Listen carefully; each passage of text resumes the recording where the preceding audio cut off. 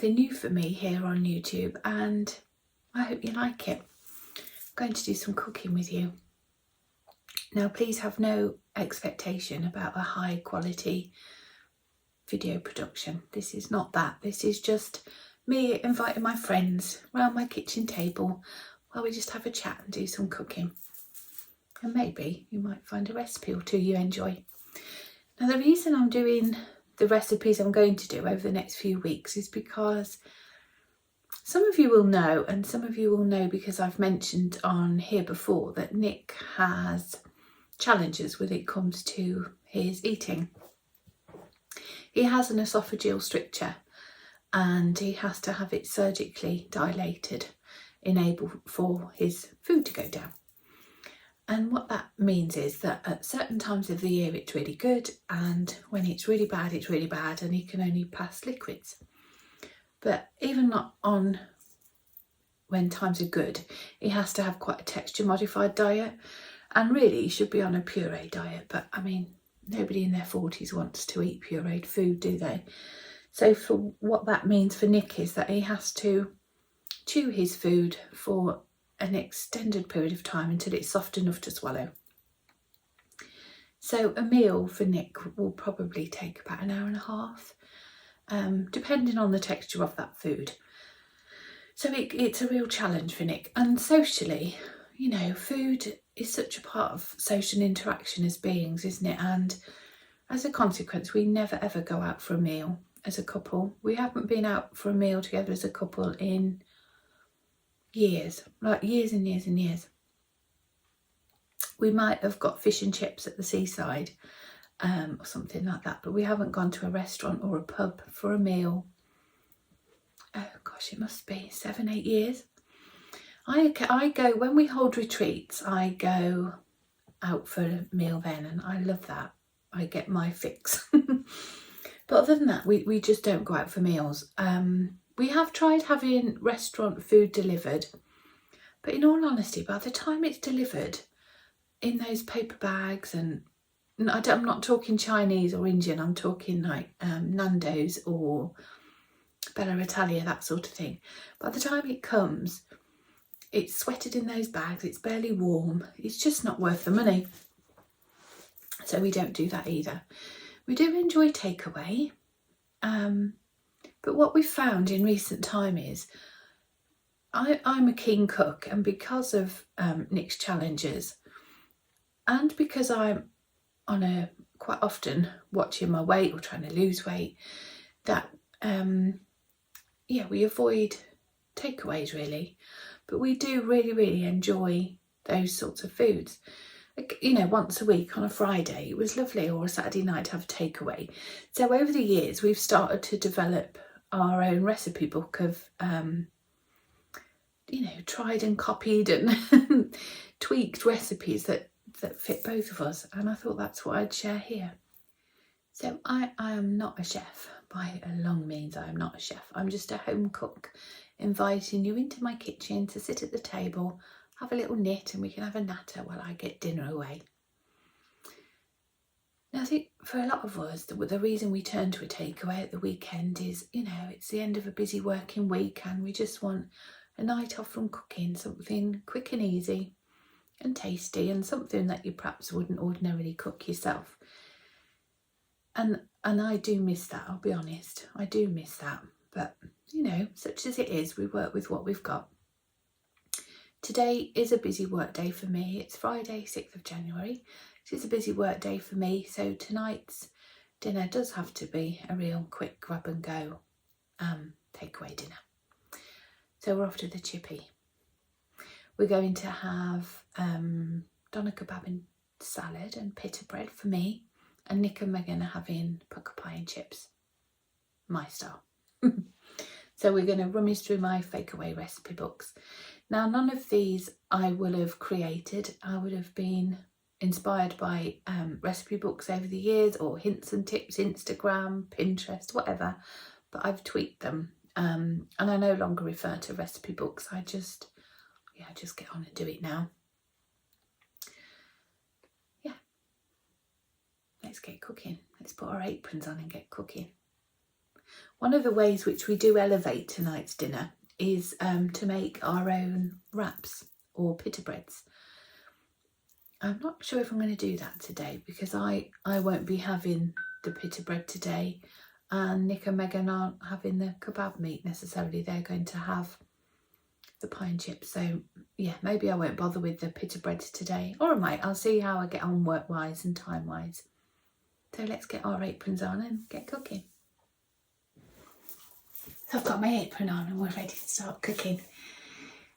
Now again, I caveat all this by saying I'm not a chef. I am not a professional anything. I'm just a home cook welcoming you to my table to share with you some of the treat type meals that we have instead of having takeaways.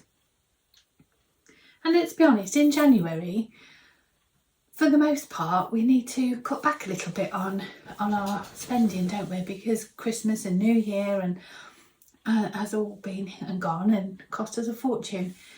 But aside from anything else, the cost of living now and the cost of food and the increasing cost of food prices, we all just have to be a little bit more mindful about our spending, and that is reflective in a couple of the ingredients that I'm going to use today. So for the pucker pies, the fake pucker pies, the homemade pie, pucker pie, if you're not in the UK, or even if you are, you may not know, pucker pie is a brand of pie synonymously known with chip shops and football matches, you know, that sort of thing. And to be honest, you can buy them in supermarkets now. We have done, but the ingredients in them really are not good. I've stopped eating them because once I get a chunk of gristle, no, I can't. So I hadn't eaten them for some time. They laid heavy on my tummy. The pastry was really stodgy and it laid super heavy on my tummy. The meat quality is not the best, and when you look through the ingredients, the quantity of meat isn't the best either. So they taste nice. Nick loves them. He thinks they taste delicious, but I'm a bit more ingredient conscious than Nick. And they're the same. They've gone up now. They're over £2.50 for a single portion pie.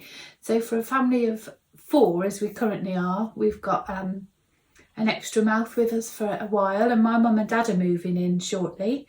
So, I mean, you're looking at £15 for 6 pies, which is just ludicrous, and that's not happening on my watch. I can do better than that. Hang on, Jeff wants to go out. I'll be back.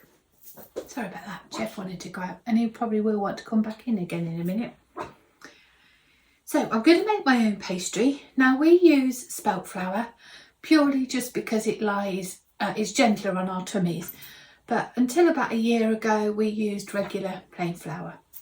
I buy my flour. I get both a spelt flour and I get a really fine organic pastry and cake flour. We get them direct from a mill in a 25 kilo sack, and then I decant them into smaller, but that's for another day. So yeah, I've got flour, spelt flour for us, and just a pinch of salt. I've always been taught by my mother and my grandmother that you can't make good pastry without a pinch of salt. Pastry essentially is just half fat to flour. That's all it is. So I've got 200 grams of flour and 100 grams of fat. Now the fat I use both butter and lard. Now I know that might sound a bit disgusting, but it honestly gives the flakiest, crumbliest pastry, in my opinion, as opposed to using all butter. And again, let's be honest, a block of lard costs about 50p, whereas a block of butter now is about £2.25. And that's not for a fancy one, that's just for a supermarket own brand one. So if a cost implication is a factor, then cutting out half the butter is the way forward. My other cheat for making these pies for Nick, these minced beef and onion pie it's going to be, I cheat completely and I use a tin of minced beef from Marks and Spencer's. I would only use the one from Marks and Spencer's because it's just, honestly, it's fantastic. It's 75% beef, British beef, and then the only other ingredients in there are tomato puree, onions, corn flour, beef stock, beef concentrate, parsley, rosemary, garlic, sugar, salt. There's nothing in it that's nasty. It's not the cheapest product, and that's reflected in the quality of the product.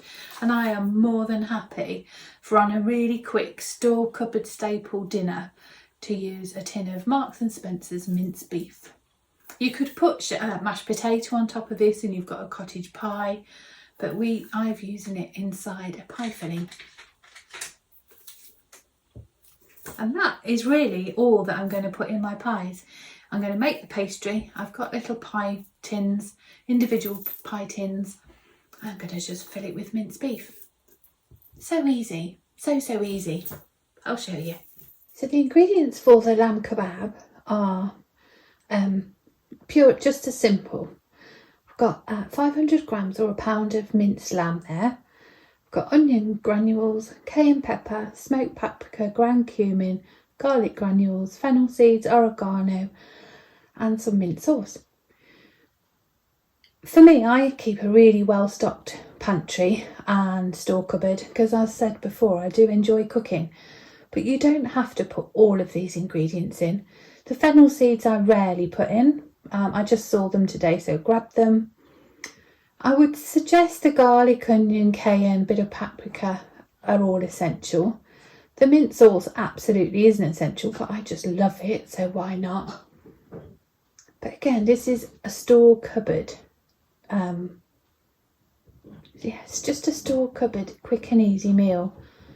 But they're the only ingredients. Mince, meat and herbs and spices. There's no additional fats in there. There's no additional eggs or binders. Honestly, it's so quick and easy. I'll show you. Here we go, it's time to start making our pastry. I feel rather fraudulent telling you how to do this in a food processor because I'm sure most of you know. I do often make pastry by hand. I really enjoy the therapeutic feel of working the fat into the flour. But you know, this is takeaway night. It's a busy work day. This is a quick, easy, affordable meal to put on our family's table. Shall we talk about my food processor? This was my mum's. It's a national food processor. It's clearly from the 70s because of its yellow, brown, orange and sort of condensed milk coloured plastic coating. She has had it since the 70s. She remembers buying it before I was born, which was in 76, and it still stands the test of time. It's fantastic. Mum and I have both bought a new one since, and nothing touches this bad boy. So Mum kindly gifted this to me a few years ago. I love it. So into our food processor then goes our flour and our salt. My flour's a little bit clumpy because of the way I have it stored in out of the sack from the mill. And then we put in our butter and our lard, our fat.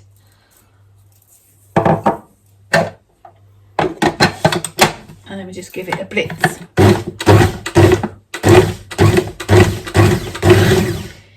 The butters and the fat have to be super cold. Even frozen works fantastically. With pastry, you need cold ingredients, cold water, cold fats, and preferably cold hands.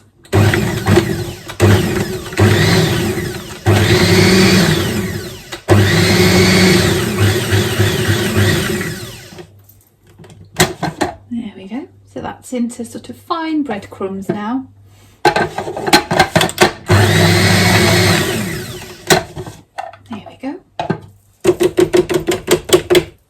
And then I'm just going to trickle in enough water until the pastry comes together in a ball. There is no amount for this. It changes with the temperature outside, with the humidity in the air, with the season we're in. It really is affected by all sorts.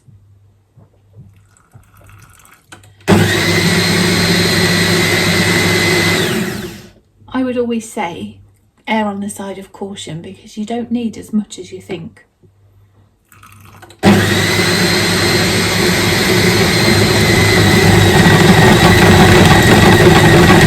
And that's that. Pastry made. And it couldn't be more simple, could it? Perfect.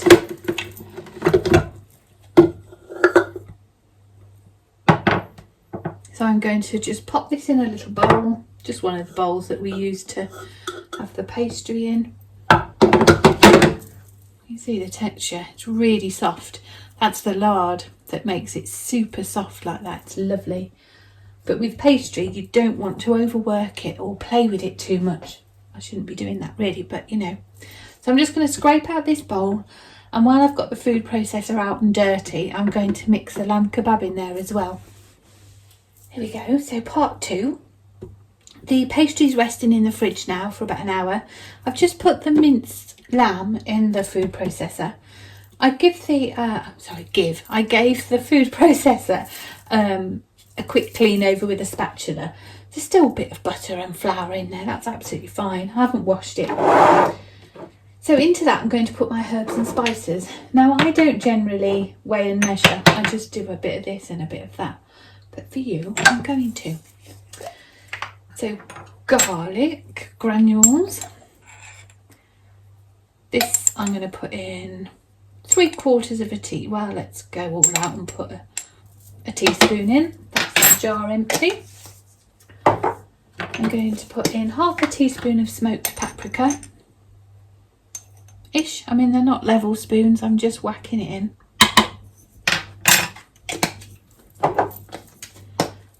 About a teaspoon of cumin. Ish.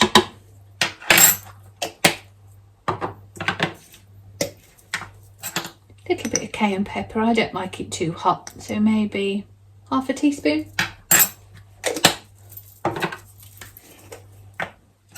1/4 teaspoon of fennel seeds. Make that 1/2.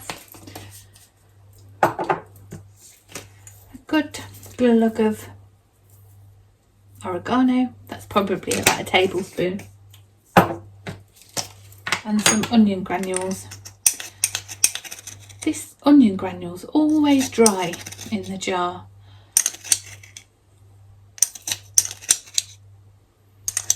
That's about a teaspoon again in there. And then we do like a little bit of mint sauce in ours. So I'm going to put in about a tablespoon. Oh, I love the smell.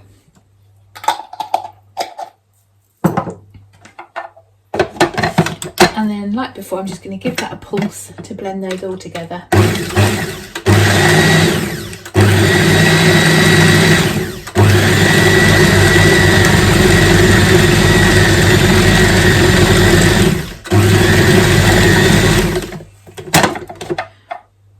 Can you see there? It clumps together much like a ball of dough.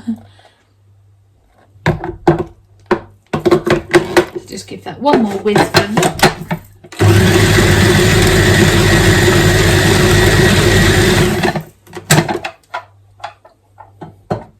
And that, my friends, is that. What I'm going to do with that now is shape it into a log shape and bob it in the slow cooker, and I'll show you. There we go, just 30 seconds later, it's now in the slow cooker. Now I've always cooked this in the slow cooker. If you don't have one, I imagine you could wrap it in foil and slow roast it in the oven. But I've always done it in the slow cooker. And again, in terms of cost of living crisis and trying to be more mindful in terms of electricity use, etc., the slow cooker uses far less energy than a standard oven, so another good reason. So lid on, and I'm going to set that now for on high for 3 hours, and that is dinner done.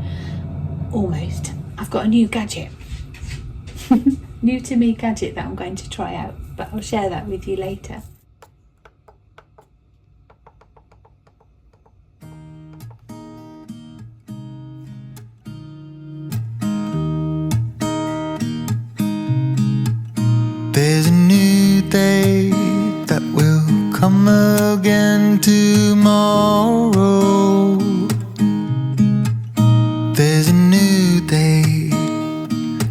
wash away the pain. There's a new day to take away your sorrow, and the old ways get washed out by the rain.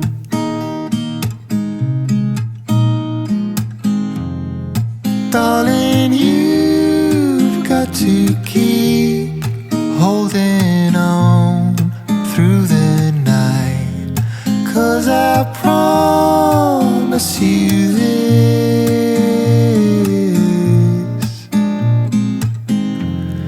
if you try to get some sleep, if you give up the fight, if only just... So here we go, I got 4 lovely pies from that tin of mince.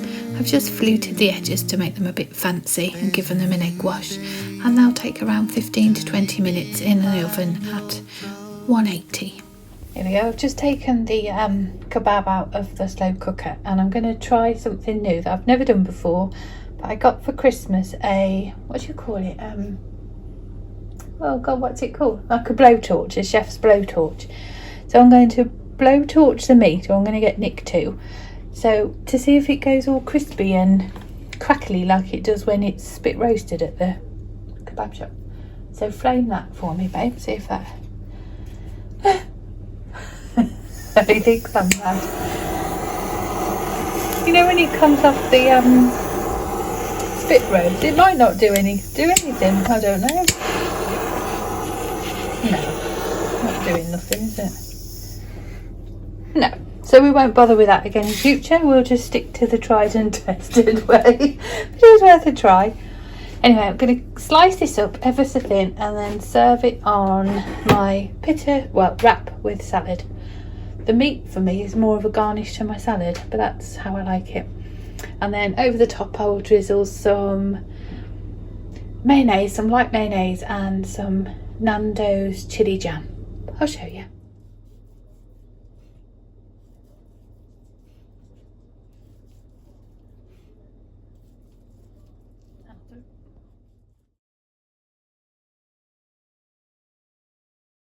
Here's Nick's dinner. We've got his homemade minced beef and onion pie with chips, and on the side he likes a nice jug of thick gravy, or food juice as he calls it. So yeah, there we are. That's our fakeaway pucker pie, chips and gravy. So that's our Friday night fakeaway takeaway dinner. We're going to go and enjoy that now. I've enjoyed making this video. If you've got to the end, thank you. Thanks for watching, and I'll see you next week with Nando's. We're going to do fakeaway Nando's next weekend. Take care. Bye.